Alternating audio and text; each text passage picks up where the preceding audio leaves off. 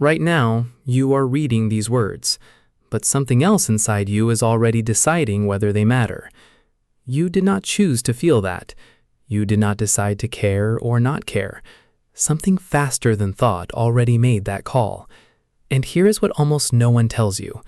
That something is not the same thing doing the reading. You do not have one brain. You have two, and they do not always agree. This is not a metaphor. This is not a motivational shortcut. This is what neuroscience has spent decades quietly confirming, and the implications for how you live, decide, and feel are stranger than you might expect. In the 1960s, a neurosurgeon named Roger Sperry began working with patients whose corpus callosum, the thick band of nerve fibers connecting the left and right hemispheres, had been surgically severed to treat severe epilepsy. What he found won him the Nobel Prize. When you cut the connection between the two halves of a human brain, you do not get a quieter version of one person.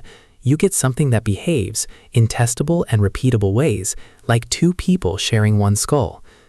Show the left eye an apple, and the patient could say the word apple. Show it to the right eye only, and the patient could not say a single word, but their left hand could reach out and pick the apple from a table of objects without hesitation. The right hemisphere knew what it had seen. It simply had no access to language. It could not tell you, but it could act. Sperry's collaborator, Michael Gazzaniga, spent the following decades mapping what each half actually does. The left hemisphere, he found, is the narrator.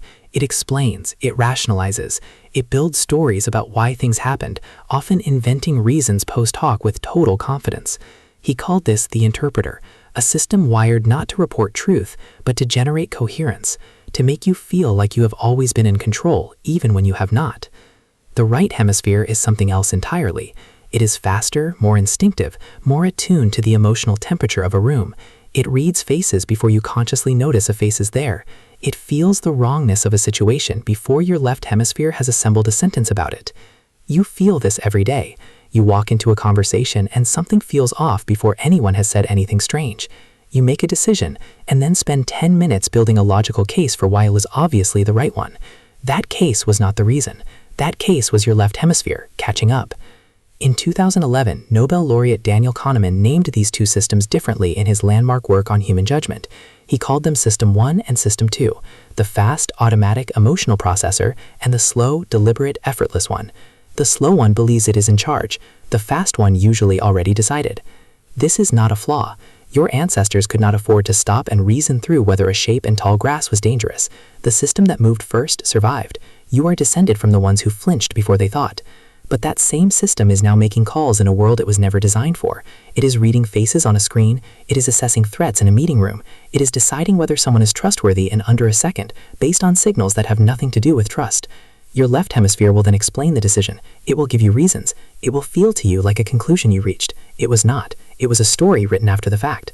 The question worth sitting with is not which brain is smarter. It is whether you know in any given moment which one is speaking. Because right now, as you finish reading this, something in you already decided what to think about it. The question is whether that was the part of you doing the deciding or the part of you doing the explaining. You started reading these words. Something else was already listening.